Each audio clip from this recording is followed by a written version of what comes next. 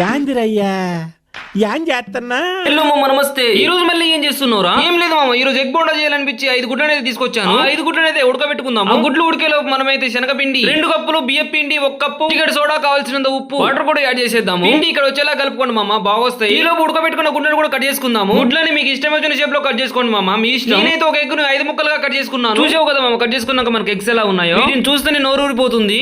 నాకేంటో బంటూ something complete అవ్వట్లేదు. Complete అవ్వలేదా?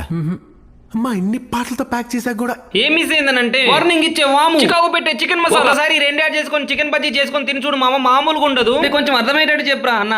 ఏం లేదు నా టేస్ట్ అన్న నేను చెప్పింది.